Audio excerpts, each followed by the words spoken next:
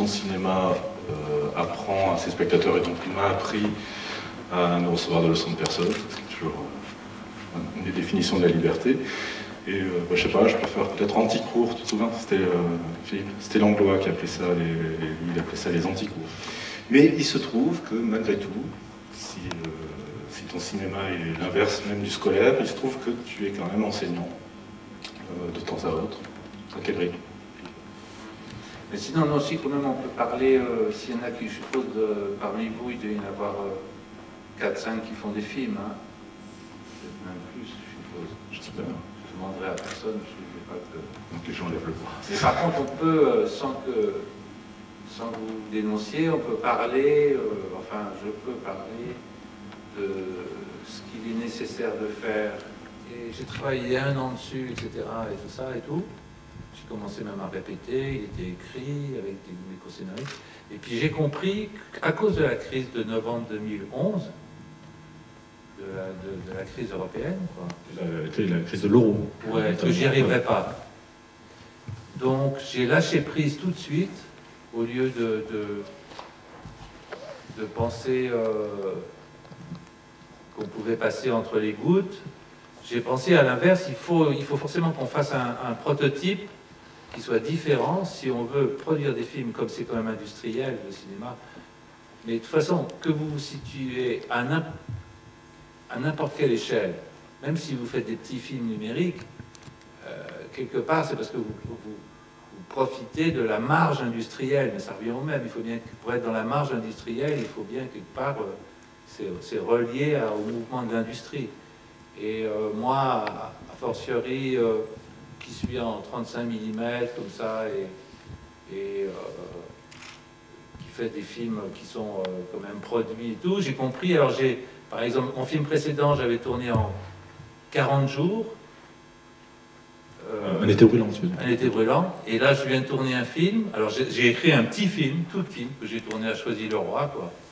Je voulais tourner à Cinecittà. J'avais écrit un sujet pour Cinecittà, pour que ça résume bien métaphoriquement, puis j'ai tourné à Choisy-le-Roi. J'ai pas fait un plus mauvais film que si j'avais tourné à Cinecittà, un film qui coûtait 2 fois plus cher, etc. Bon, alors donc... Ce film, tu l'as tourné en combien de jours? Voilà, c'est ça, j'ai tourné en 21 jours, c'est-à-dire j'ai divisé par 2 le nombre de jours, j'ai divisé par 2 le budget général du film, par rapport à là où j'en étais. J'ai fait une espèce de prototype et c'est passé. C'était par un trou de souris, mais c'est passé. Et donc moi, ce que je pense, il y en a d'autres qui sont arrivés à tourner. Claire Denis est arrivé à tourner.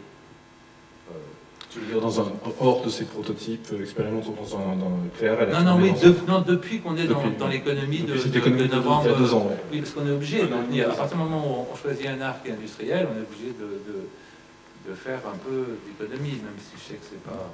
Des fois, c'est un peu... Qu'est-ce que tu as ressenti, justement, au moment de prendre la décision de tourner en fonction des budgets qui sont de plus en plus compliqués à régler, à monter, les financements qui sont de plus en plus compliqués à monter, où tu t'es dit, bah, tant pis, je tourne, au lieu de prendre 40 jours, je prends 21 jours, au lieu de tourner à Cinecittà, je tourne à Choisy-le-Roi, et je fais le film que je veux faire pour le tiers du budget. Est-ce que tu t'es senti paradoxalement libéré en retrouvant quelque chose de ce qu'avait été ta première économie, tes premiers films, ou enfin tes premiers films et même jusqu'au milieu des années 80, ou est-ce que tu sens que c'est un... Non, parce que ce qu'on ne peut pas nier, c'est qu'il y a la crise, et que vous voyez bien que dans le travail, la présence de l'existence de la crise, elle est constante, et elle fait souci quasiment...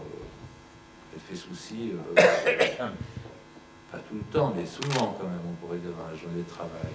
Donc non, c'est pas vrai, il ne faut pas non plus...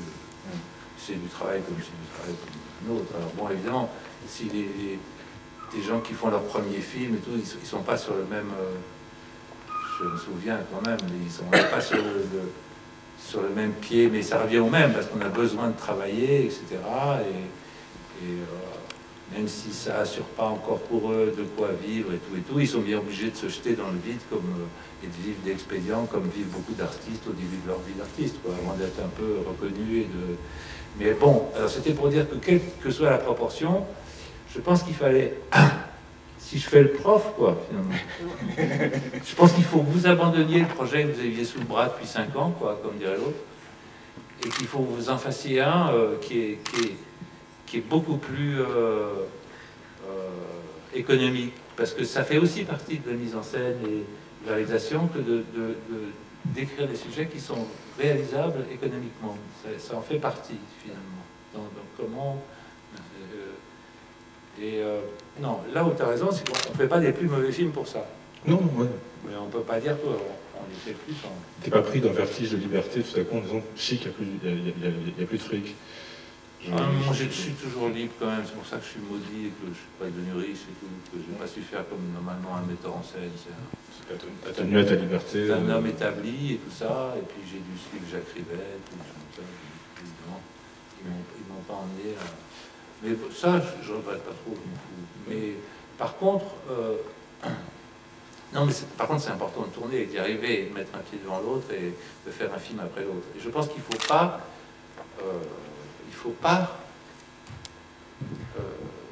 ne pas tenir compte du climat du pays. Et je pense que, en plus, moi j'ai tout intérêt à ce que tout le monde tourne, parce que sinon le pays deviendra comme l'Italie, c'est-à-dire un bon cinéaste. Voilà, il y aura un bon cinéaste. Moretti, si on va vivre là-bas à un moment, on s'en aperçoit qu'il n'y en a pas un, il y en a 5, mais enfin voilà, et puis que c'est une histoire c'est impossible, quoi. Alors donc, on n'a pas du tout intérêt à ce que la France devienne comme ça, et apparemment quand même, quand on dit le cinéma marche, etc. et tout, parce qu'il y a la crise et tout, et maintenant, vous comprenez, les gens ont envie de penser à autre chose, ils ont envie, etc. Bon, c'est le discours qu'on connaît sur le divertissement, etc.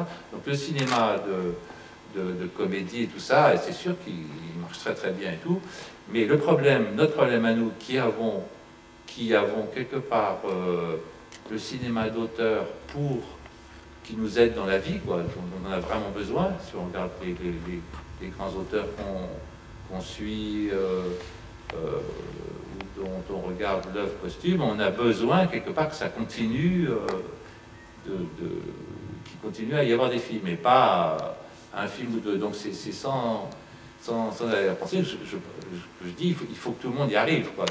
Ce truc est très compliqué, qui est de fabriquer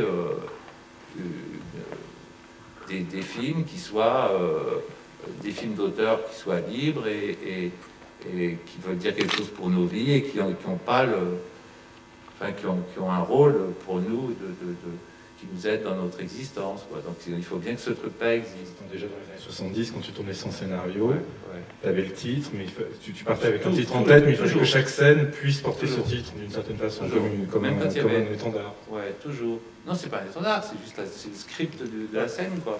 C'est ce qui la résume, quoi. Et comme alors, si vous arrivez à prendre un titre qui est très énigmatique, comme J'ai gardé les gens, je vois, il y a des gens qui me disent pour eux ce que c'est. Mais bah oui, comme si justement, comme si c'est parce que ça peut vouloir dire beaucoup de choses.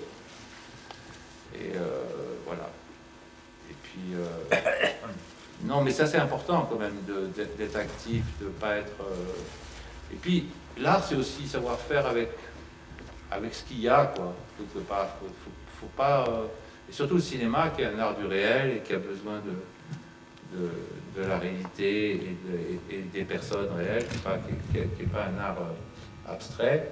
Il faut essayer de faire avec ce qu'on a autour de soi, etc. Et tout. Et je pense qu'il faut avoir des projets assez modestes. Et c'est pas pour ça qu'on fait les plus mauvais films Mais je voudrais revenir à ma question. Quand tu tournes ce film, J'ai gardé les anges, et tu disais précédemment, c'est un conseil à un jeune cinéaste, il faut prendre acte du climat politique ou du climat social du pays tel qu'il est au moment où tu tournes.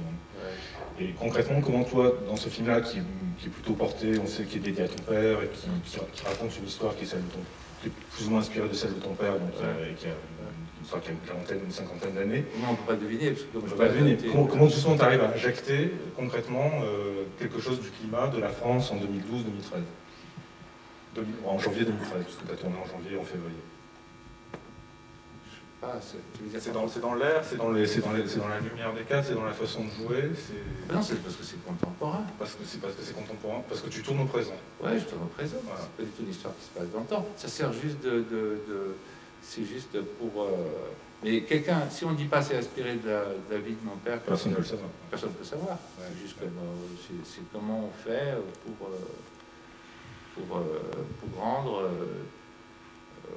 au présent. Oui, comme quand on dit ces dictons, on parle bien que de ce qu'on connaît. Alors, qu'est-ce qu'on connaît qui permet d'inventer une histoire, enfin de raconter une histoire sans que personne ne se doute vraiment qu'est-ce qu'on raconte par rapport à sa vie et de qui il s'agit. Et ça, c'est le tour de l'art, quoi, de faire ce truc-là. C'est bien de tous les arts représentatifs. C'est une de tes grandes méthodes pour la construction des personnages. Justement, ça, c'est quelque chose qui est intéressant parce que... Oui, mais alors, si on fait la construction du personnage après avoir fait la production des films, la construction du personnage, elle n'est pas assujettie à la crise européenne. Non, pas du tout. La construction du personnage. Mais la construction du personnage, par contre, elle échappe au souvenir ou à une figure unique qui serait... Il n'y a pas une façon. Oui, non, mais il n'y a pas une façon de faire ça. Il y a plein de façons. Puis pareil... il n'y a pas... si on dit de toute façon, de nos jours, c'est assez éclaté, le cinéma, c'est Romer qui avait assez vu juste. Ouais. J'avais lu qu'il disait que plus tard, il disait, il y a 35-40 ans, il disait, le cinéma, ça sera complètement intime. Tous les gens feront des films complètement... Parce qu'on voit que ça, on ne s'en rend plus compte, mais à quel point c'est intime, le cinéma d'auteur qui nous intéresse, par rapport à ce qu'était le cinéma... dans le temps, quoi, qui était toujours... Tu veux dire que le cinéma... Enfin, Romer voudrait dire, tu étais assez d'accord, que le cinéma n'a fait que si tu pars, par exemple, je sais pas, si tu prends Rebecca d'Hitchcock, je vais dire, j'ai vu Rebecca d'Hitchcock, et puis tu vois finalement les films de Godard, et puis tu vois les tiens, mais entre-temps ceux d'Antonioni, ceux de Bergman, et puis finalement ceux des jeunes cinéastes aujourd'hui, on ne fait que se rapprocher de l'intimité. Oh, oui, quand même. Comme si on resserrait, tu vois. Oui, quand même. Ouais. Là, j'ai vu que le cinéma par exemple, moi, je sais pas faire le numérique, mais ça a l'air pour quelqu'un qui est sur l'intime, c'est passionnant. Non, mais pour un jeune homme, une jeune femme, c'est passionnant d'avoir le numérique comme point de départ pour tourner, parce qu'on peut faire avec beaucoup moins de gens et beaucoup moins de moyens et des films qui sont aussi extraordinaires. Mais c'est ce qui va arriver, je pense. C'est-à-dire que là, ce qui va arriver, parce que l'industrie 35, elle est tellement chère qu'on ne peut plus passer par là, ouais, quand on débute, mais il y a des jeunes gens qui vont sortir de leur poche des petits longs métrages numériques. C'est même peut-être déjà, ouais, c'est déjà le cas depuis 1 an, 2 ans. Et voilà. Et ça sera de plus en plus ça, et ils seront de bien meilleurs films que tout ce que l'industrie traditionnelle s'est mis à... Ou en tout cas, ils seront aussi bien. Ils auraient été faits dans une liberté et pas dans la contrainte du manque de fric et du manque de pellicule. Ouais, surtout, c'est aussi parce que ça a énormément augmenté, les industries ont énormément augmenté, le prix des industries ont augmenté avec la crise du pétrole de 73, ça a fait écho comme ça au bout de quelques années, sur l'industrie du cinéma, des laboratoires et tout, c'est énorme le coût d'un film de nos jours. Si on regarde la partie qui sert aux industries comparée au salaire, dans le temps c'était beaucoup plus petit. La partie du budget qui servait aux industries était beaucoup plus petite. Les salaires étaient sans doute beaucoup plus près comparé au niveau de vie de ce qu'ils sont maintenant. Même bon, enfin, avec tous les salaires qui quelque part des niveaux de vie sont moins larges que avant la première crise, la crise du pétrole, mais le truc est devenu fou quand même, la machine, c'est ce qu'a dit Maurice Cala quand il n'avait plus besoin d'être produit, donc il n'avait plus besoin de quelque part de ménager les producteurs, enfin, il a dit, mais c'était une histoire de fou, se faire produire un film. C'était une histoire de fou, quoi. C'est-à-dire, c'était très compliqué. Et c'est la situation comme ça. Et non, ce qu'il faut savoir, ceux qui font des films, quand même, que ça ne se passe pas comme on raconte que ça se passe dans les magazines, dans les hebdomadaires, je veux dire, parce que c'est complètement idéalisé. Comment, bien sûr, je sais pas, après on rencontre des gens, des jeunes gens, ils disent, ah, mais alors donc il y a des producteurs qui cherchent des jeunes qui ont de l'argent pour les produire. C'est ça qui n'a jamais existé. Je sais bien que c'est marqué dans les journaux, mais ça n'a jamais existé. Il n'y a pas de gens, producteurs qui ont de l'argent. Ils cherchent le jeune talent. Il faut, une fois que vous avez un scénario et tout, comme on est en France, et c'est pour ça qu'on a quand même de la chance, il y a des concours, etc., pour se faire produire. Il faut le plus solide, c'est l'argent de l'État. Et en ce moment, par exemple, le cinéma d'auteur ne trouve quasiment plus que l'argent de l'État pour s'appuyer. Tu veux dire l'avance? Ouais, la recette des régions. Alors qu'ils ne trouvent plus les sommes privées. Les gens qui débrayent, c'est les télévisions privées, etc. Tout ça et tout, parce qu'eux, ils sont assujettis à ce que ça, au fait que ça soit bénéficiaire tout le temps et que ça puisse l'être. Alors, moi, ça fait longtemps que je sais bien que je ne peux pas faire des entrées. Je veux dire, si on voit tout, mais ceci dit, moi, ça ne m'a jamais affolé parce que quand on allait voir les films de Godard, quand même, il faut vous dire, on était 6 dans la salle quand ils sortaient. Hein. Bon, moi, j'ai vu Alphaville la première fois, on était 6 dans la salle. Oui. 6, c'était au Vendôme. C'était Avenue de l'Opéra, c'était Alphaville de Jean-Luc Godard, une aventure de Lenny Cochon, et on était 6 à la séance du soir. Donc, c'était aussi, c'est quelque chose qui a fait le boule de neige et tout ça, qui fait que Godard, maintenant, il est considéré comme un des plus grands cinéastes du monde.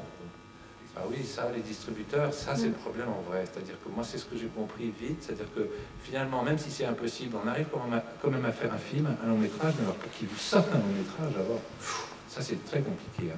C'est un peu comme là exactement, et puis ça va être de plus en plus comme ça, parce que comme maintenant, il va y avoir peut-être autant de cinéastes que de peintres, et ça sera comme la peinture, le problème des galeries et tout, là, il y aura une espèce de sélection par la chance qui sera inouïe, c'est vrai. Et ce truc-là, moi, c'est vrai que ça, c'est l'endroit où il y a le vrai... C'est très très difficile d'avoir accès à des cinémas, parce que comme les gens qui tiennent les cinémas, ils vivent de la caisse, donc ils ne peuvent pas mettre un film, même s'ils adorent le film, ils ne vont pas mettre le film s'ils ne sont pas sûrs qu'il va y avoir des gens qui viennent. Et donc, si... Ça les met en danger. Ouais, ça les met en danger dans leur propre vie. C'est des gens qui vivent de la caisse, mais à la semaine près, comme ça. Beaucoup d'exploitants de salles qui tiennent une salle. Donc, ce truc-là, si on remonte, ça fait que si on remonte jusqu'au plus grand distributeur, cette crainte très très grande qui est personne remonte jusqu'en haut, et donc ils ne prennent aucun risque. Ils veulent vraiment, qu'ils aiment ou pas telle ou telle chose, c'est pas pour ça qu'ils vont sortir, c'est parce qu'ils pensent qu'il y a des gens qui vont venir. Et pour arriver à ce qu'ils pensent qu'il y a des gens qui vont venir, je ne sais pas ce qu'il faut faire. C'est quelque chose, c'est assez compliqué. Et c'est vrai, Catherine, que ça, c'est une embûche énorme. Surtout que le cinéma, c'est jamais vulgarisé, parce qu'on pensait à un moment, quand il y avait eu les radios libres dans les années 80, on s'était dit, il va y avoir les télés libres, ça va être dément, les gens ne pourront plus empêcher la diffusion des films sur des chaînes libres, etc. Puis non, ça n'a jamais été fait, c'était très... Internet peut le faire aujourd'hui. Internet. Sur Vimeo, tu peux poster tes films. Oui, mais c'est comme si tu envoyais... c'est une lettre, oui. C'est comme si tu envoyais ton film à la poste, non? Enfin, si tu envoyais une lettre à la poste. Je peux pas. Non, je sais pas, je me rends pas compte. Moi, je connais rien, Internet, tout ça, j'ai pas d'ordinateur, tout ça, j'ai pas de... Alors, donc, disons que tu crées ta chaîne, même si elle ne concerne que toi, tu vois. Enfin, et quand même... Tu crées ta galerie, tu vois. Enfin, je sais pas. Ouais. Mais très bien. Mais puisque l'art n'aimait pas, parce que quand on est très jeune, on pense que si on joue de la guitare électrique avec un groupe très bien, dans une cave très fort, et que ça devient génial, on pense que ça émet, il y a des gens qui vont arriver, qui vont dire oh, c'est extraordinaire, comment vous faites poser ça? Non, l'art, c'est pareil, si vous posez 5 boîtes de pellicule là, quand vous avez fini votre long métrage, ça émet pas. Hein. Il n'y a pas des gens qui vont venir vous demander, j'aimerais bien voir ce que c'est quoi. Donc c'est-à-dire comment... Il faut toujours un relais émetteur. Il faut soi-même aller porter ça devant un petit public au départ, et si on ne fait pas ce geste, etc., ça n'a pas lieu. Il n'y a pas de... les gens se regroupent pas autour des artistes qui sont en train de finir un tableau, quoi. En disant c'est fantastique, c'est fini, est-ce qu'on peut regarder? Il faut soi-même faire toute cette démarche. C'est compliqué tout ça, quoi. C'est pas... Non mais c'est ça qu'il faut savoir qu'on épouse, c'est l'industrie, quoi. Mais d'ailleurs, il vaut mieux épouser ça, et tout le temps dans ces démarches-là, un film tout, que je trouve de bloquer sur le scénario comme j'ai l'impression que ça se passe beaucoup. Tu veux dire quoi, de temps lisé 300, 4 ans, 5 Ouais, ans, à ton relais, voilà, exactement. 15, 6 mois, 20 ans. Oui, mais ça, on est obligé quand même. Ouais. Bon, mais ce que je veux dire, c'est à un moment donné... il faut se débrouiller, que même si on veut monter un long métrage, faut en profiter, même si on veut faire son premier long, parce que c'est symbolique, je sais bien, mais c'est symbolique en vrai, au sens psychanalytique, quoi. On a fait son premier long, alors il y a quelque chose de... C'est fort, je sais. En attendant, si on n'y arrive pas tout de suite, il faut continuer à tourner des courts-métrages, il faut rester actif avec des caméras dans les mains et tout, et pas avec des machines. Ouais, pas avec des claviers et tout ça, de machines à écrire. Les comédiens aussi, ils sont pas sur deux. Mais c'est c'est d'être suffisamment... Il ne faut pas se tromper, c'est-à-dire il faut lire à toute vitesse, c'est ça qui est difficile, que tout va bien, c'est joué juste, etc. Tout le caméra, bon voilà, ça va. Et ils en voudraient bien une deuxième pour enlever les défauts, mais il y a toujours des défauts. Hein. Il faut juste les défauts soient tout petits et les qualités plus grandes. Quoi. Les endroits ça va se cautériser, je sais pas comment on dit, cicatriser. L'endroit où il y a un défaut, ça ne se verra plus. Il faut juste, comme on dit, il faut faire gaffe que le défaut fasse 1 seconde et la qualité 15 secondes, et pas l'inverse, la qualité fasse 1 seconde et le défaut 15 secondes. C'est une question de proportion, mais ça c'est dans le regard qu'on juge. Si on est à peu près sûr de soi, enfin sûr de soi, on n'est jamais sûr nous-mêmes, mais qu'on dit non, mais non, on fait la suivante, on fait la scène suivante, bah, l'équipe suivra, puis même en numérique, ça deviendra une tradition de certains plateaux, on ne tourne qu'une prise, 3 plans sur 4, quoi. Non, ça va, c'est pareil.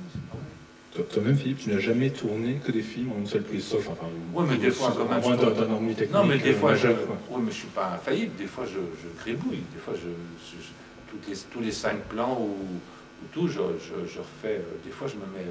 Ça m'est arrivé pour faire un plan, de m'y reprendre plusieurs fois, etc. Dire, ah merde. Non, c'est pas ça. C'est qu'en général, je tourne. L'idéal pour toi, c'est j'en refais pas une autre. J'en fais pas une autre.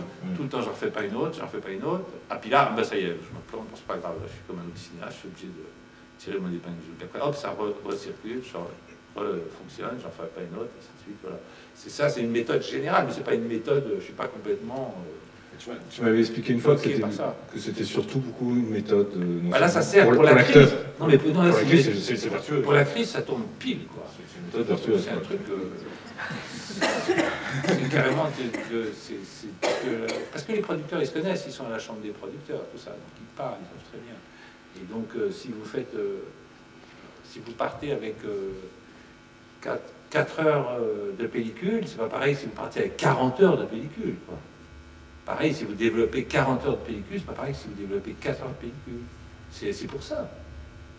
Et puis et donc ça, c'est une méthode qui est économiquement qui est très pratique, quoi.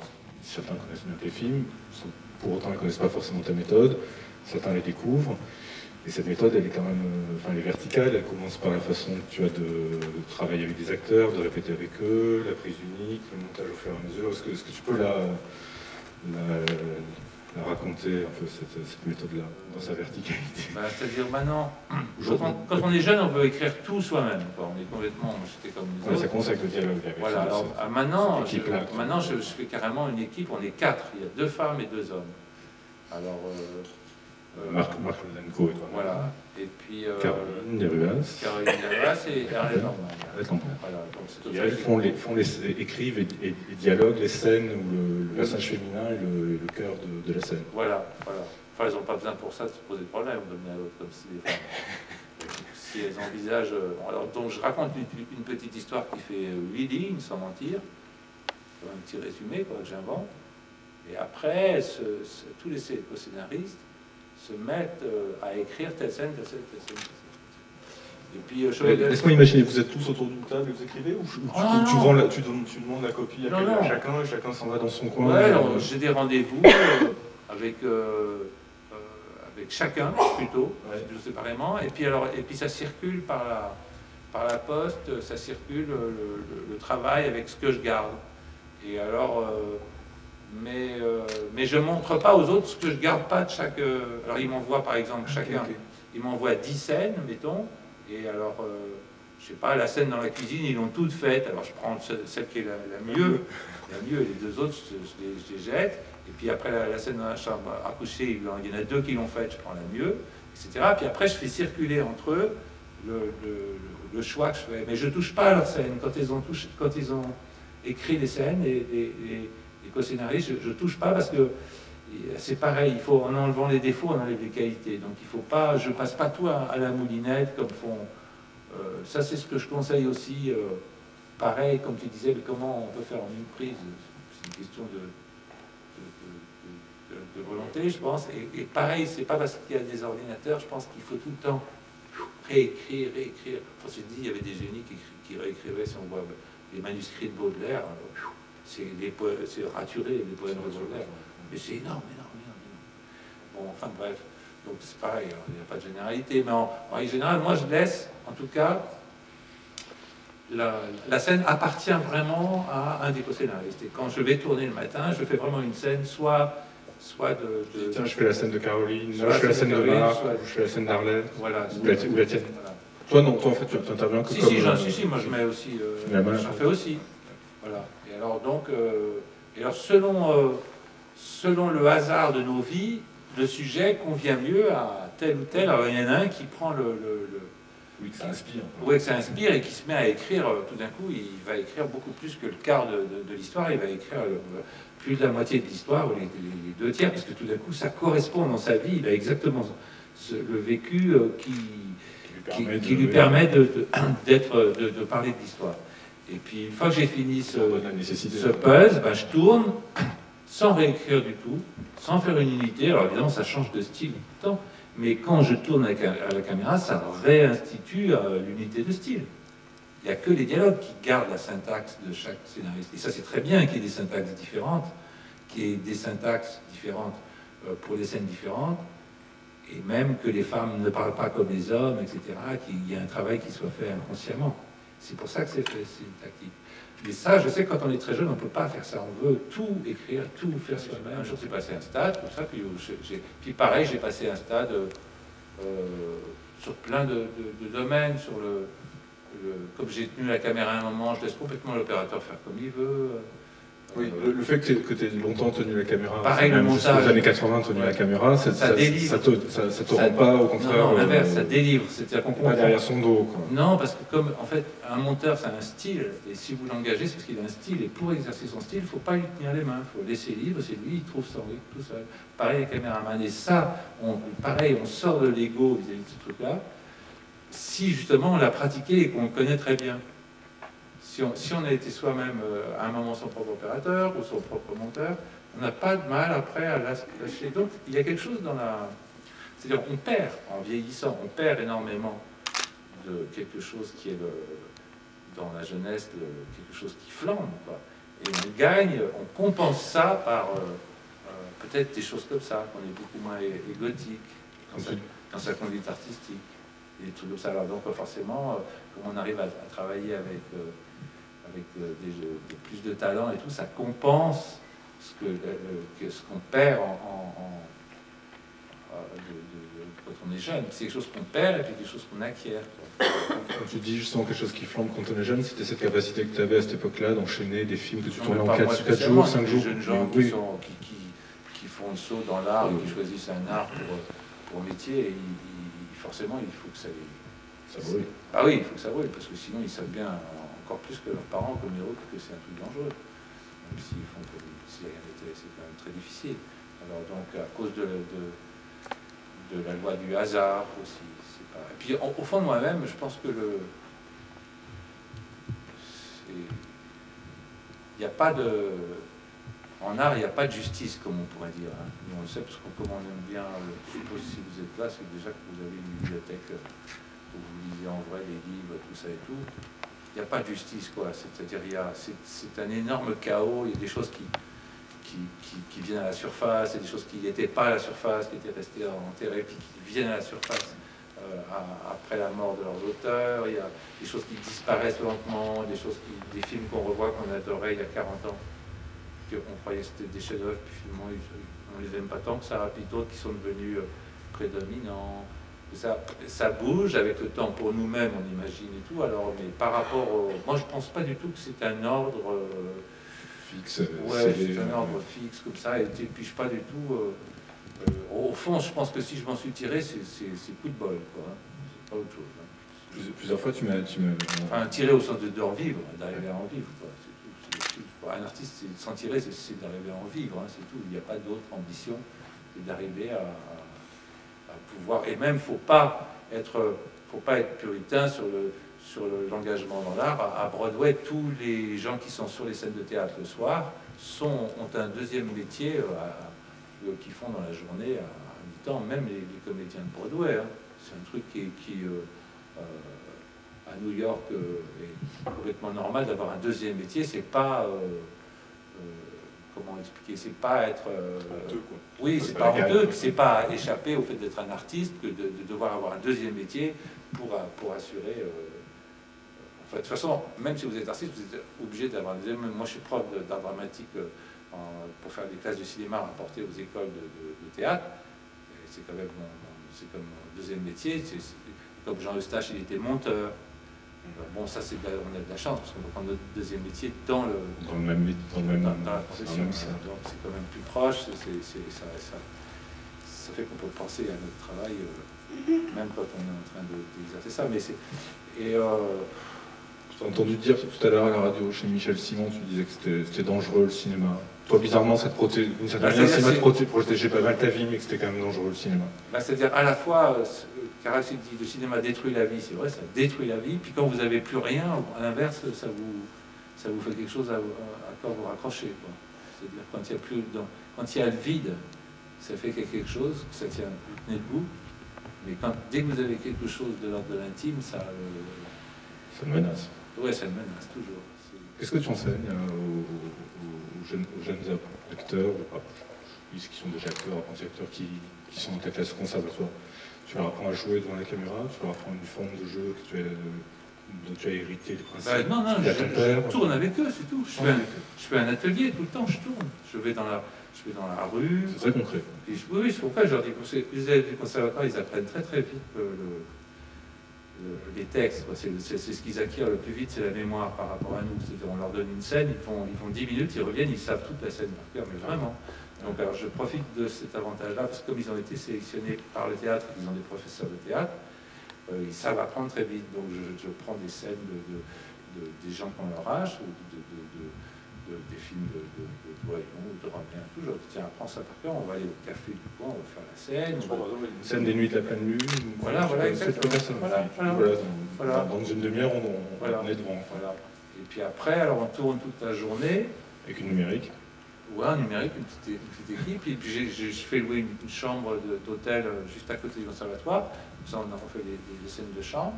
Et puis le soir, on revient au conservatoire, on regarde tous les rushs de la journée, et après on garde certains qu'on met dans une collection, et c'est privé, c'est-à-dire personne n'a le droit de voir, il n'y a que la classe qui voit le travail des autres.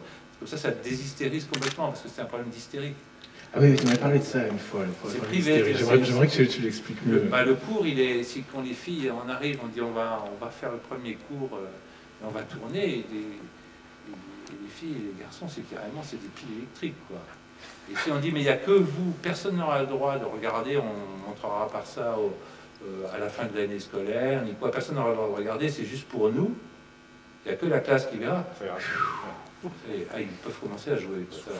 Alors déjà, parce que comme ça n'existe jamais, parce que les jeunes comédiens, ils sont propulsés sur les tournages dans les petits rôles, entre deux bagnoles, on leur dit on compte sur toi et tout, puis bon, ils ont l'impression que quand on branche la caméra, il y a 1 million de gens qui les regardent en direct, ils perdent tous leurs moyens, ou juste leur compte à soi, c'est possible. Donc alors ça, j'ai résolu ça en faisant un cours qui était fermé. J'ai demandé au directeur du conservatoire, et puis à chaque fois que je reprends le cours et tout, parce que je ne le fais pas chaque année, je reprends, je dis attention, personne n'a le droit de venir, regarder, c'est que eux et tout. Et ça marche, comme ça, à la fin de l'année, il y a un cours 1 jour par semaine, et à la fin de l'année, ils jouent tous très bien, quoi. Et après, ils ne savent pas pourquoi je leur ai dit de faire comme ça, puis quand je les recroise dans la vie, ils me disent « Ah, ça y est, j'ai tourné, j'ai fait comme tu m'as dit, ça marchait. » Je leur dis « Bah oui, c'était fait pour ça. » Tu les fais tourner aussi à ton tour. Ah bah moi je les fais tourner. Pas mal des acteurs qui sont choisis. Bah c'est pour ça que j'ai pu faire. Commencer par Louis, mais là on est. Parce qu'on va voir les amants réguliers. J'aurais pas pu faire les amants réguliers si j'avais pas fait la classe. Si j'avais pas fait la classe, parce qu'on peut pas faire une barricade avec les figurants français, quoi. Ça marche pas. Si vous avez laissé une barricade avec les figurants français, ça faisait pas vraiment l'affaire. Donc là, c'était des comédiens, tous c'était des comédiens, et donc c'est comme si j'en disais, mais ça vous, comme j'ai été votre prof, faut pas que je fais des scènes collectives, ça ne vous gêne pas, même si vous êtes tous des comédiens. Donc certains ont eu des grands rôles, et d'autres ont fait tous les émeutiers, etc. Et puis après, j'avais un assistant russe qui était très fort, qui s'appelait Nikolai Komeriki, et je lui ai dit, il était très courageux.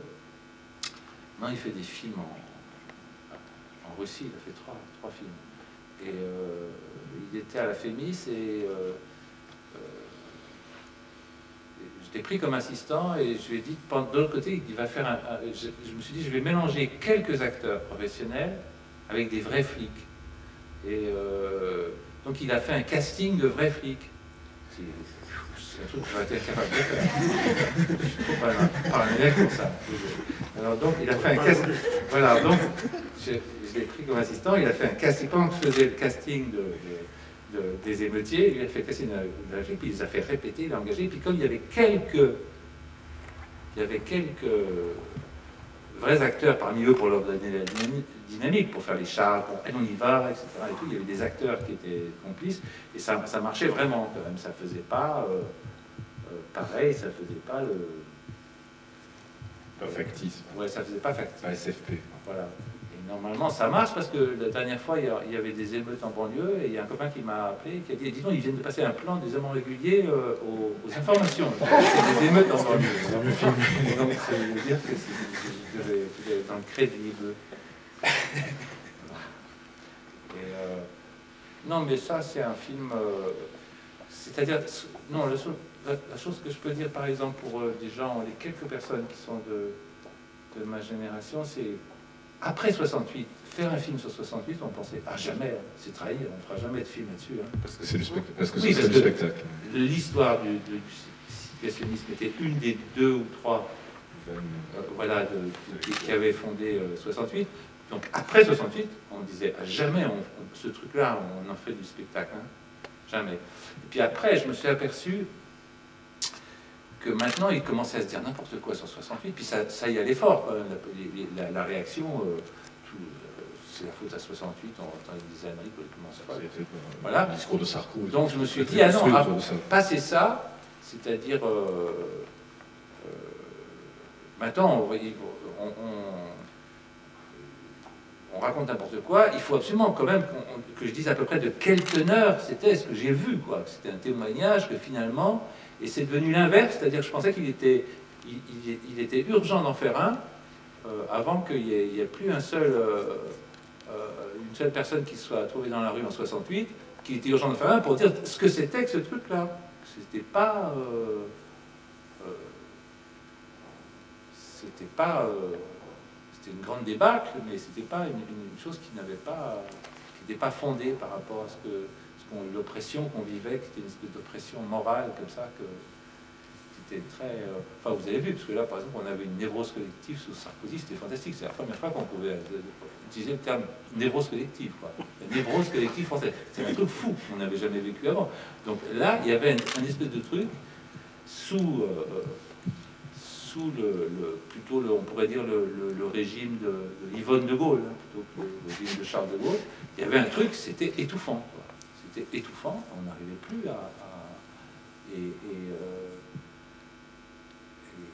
donc c'était important qu'on dise qu'il y ait des témoignages. Pour ça, c'était quand même très important, et c'était pas n'importe quoi, et c'était pas... Il y avait des voyous, mais je pense que dans toutes les révolutions, il y avait des voyous, c'est normal. Il y avait aussi toute l'intelligentsia d'une génération qui était en train d'essayer de changer un peu la manière d'exister contemporaine. J'imagine que parmi vous, des gens brûlent de poser des questions. Est-ce que vous voulez...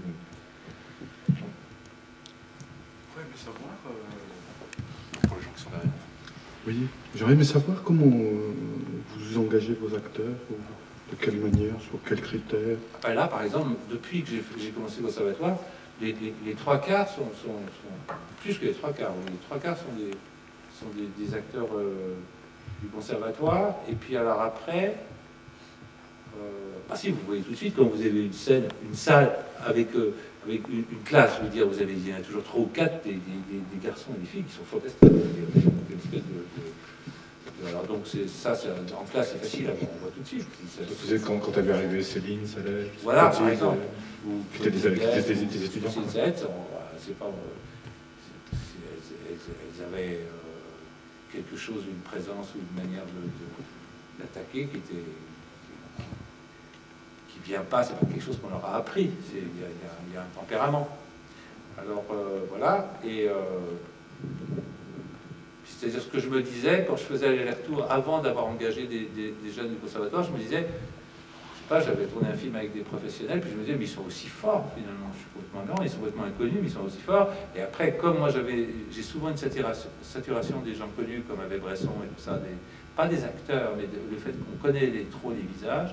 Donc c'était une manière de résoudre ce problème. Je l'avais déjà eu quand j'avais fait les baisers de secours. Je ne pouvais plus engager des acteurs dont on connaissait trop le visage. On connaît tellement le visage des acteurs. Des fois, j'ai des moments de ma vie où je ne peux pas concevoir ça.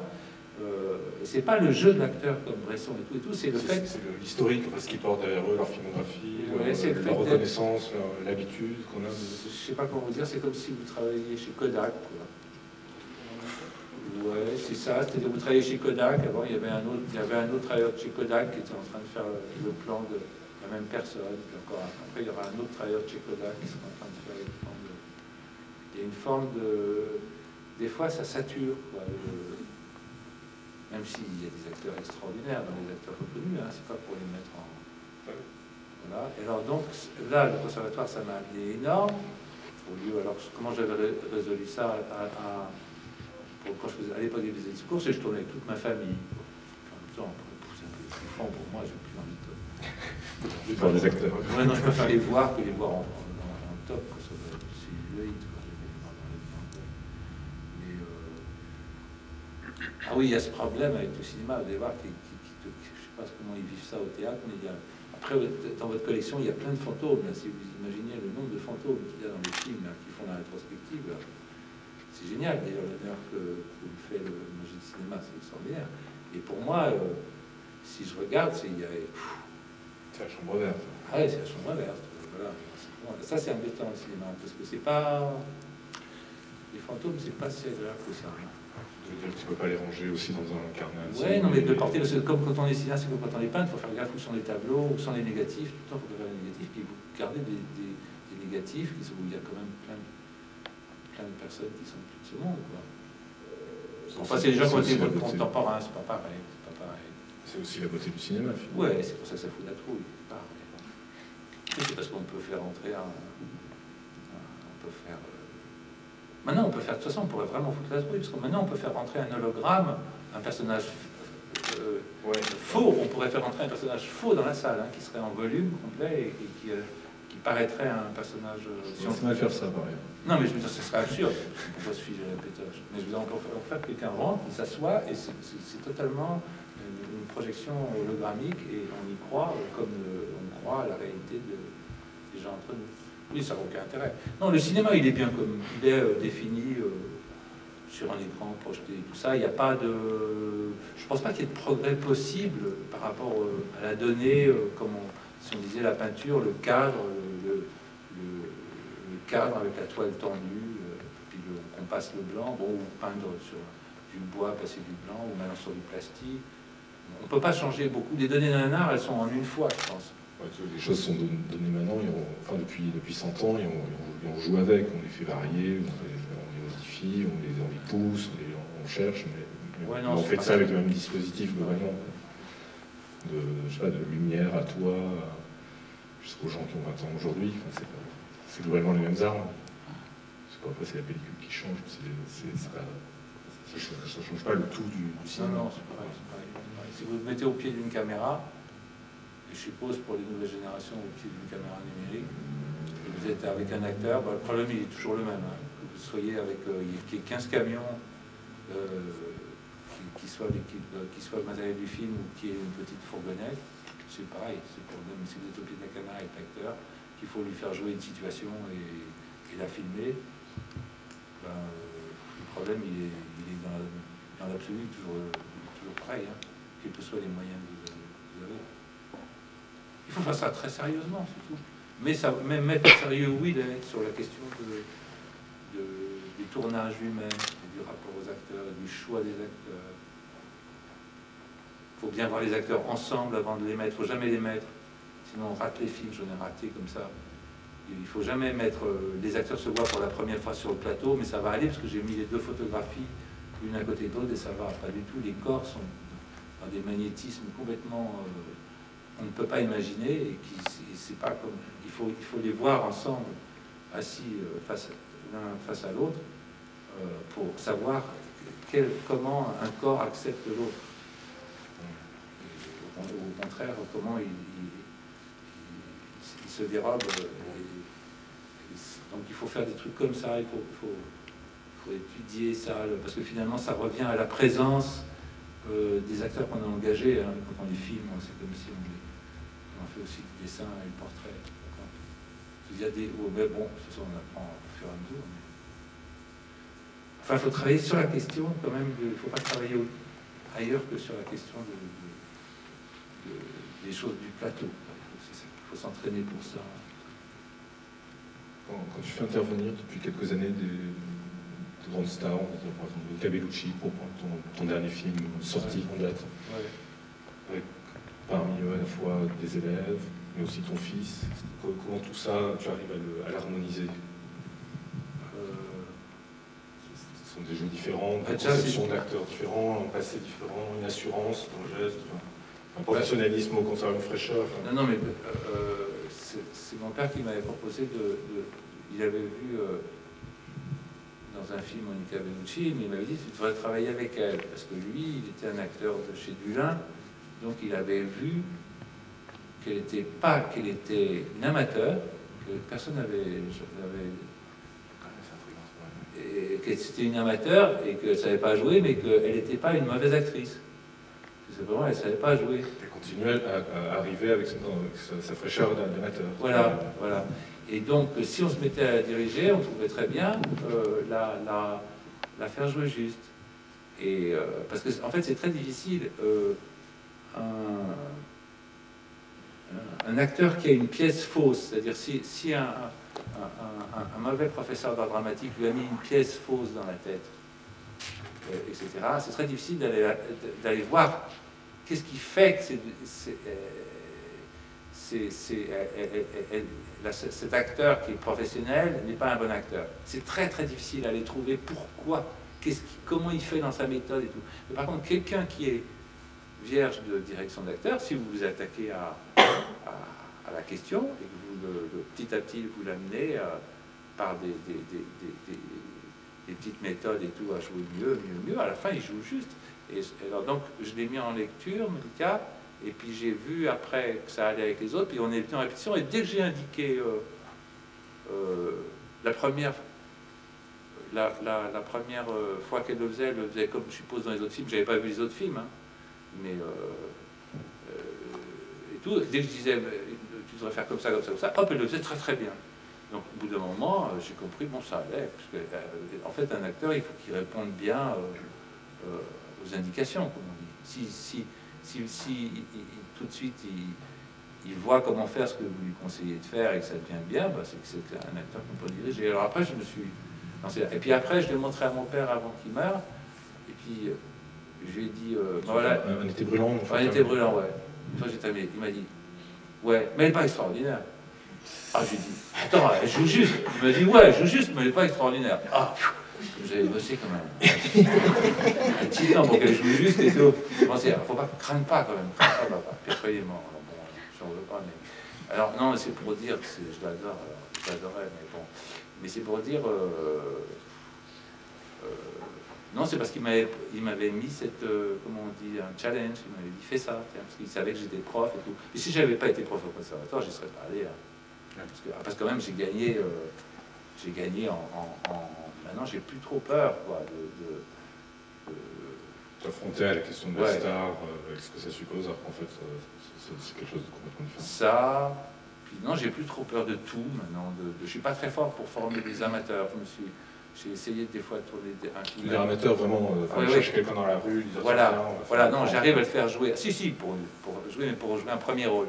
Comme arrivait Piala ou comme arrivait Bresson et tout, ils travaillaient forcément, parce que c'est pas une vedette magique. Mais... Tu penses à Sauvage Innocence? Voilà, ça, moi, je l'ai un peu loupé parce que c'est ma faute. Je ne suis pas très fort là-dessus. De toute façon, on est toujours fort sur certains trucs, puis moins sur d'autres.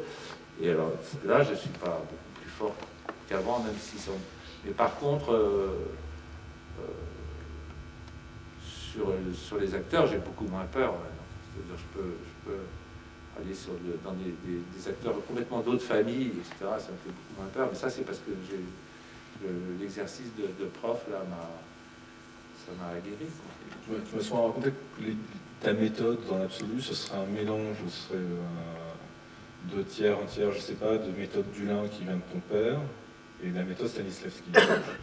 Ça me fait penser à autre chose. C'est quand on parle de ça en France, on a l'impression qu'on pense, ah oui, mais c'est scolaire, quand on parle de l'art et tout ça. Mais l'autre, aux États-Unis, quand ils parlent de l'école, ils parlent tout le temps de l'école avec l'acteur studio. Ouais. Donc ils sont tout le temps, quand ils sont en gestation de film, justement, ils sont tout le temps en train de parler de quelque chose qui est des rapports de professeurs et de ce qu'ils appellent les coachs, qui viennent les faire travailler aussi en dehors, qui sont des profs de l'acteur studio. Et il y a plein de choses, le fait que des profs complètement anonymes de l'acteur studio sont autant considérés que des très très grandes stars de la mise en scène du cinéma de Hollywood qui viennent enseigner à l'acteur studio, etc. Et tout. Il y a une espèce de... Il y a une... Le fait de faire par l'école n'est pas une mauvaise chose. Ça correspondrait en France...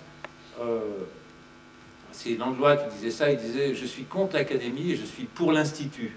Quand on lui demandait « Mais qu'est-ce que c'est exactement la cinémathèque par rapport aux autres endroits d'art, les musées, tout ça ?» Il disait « Moi, je suis contre l'académie comme genre de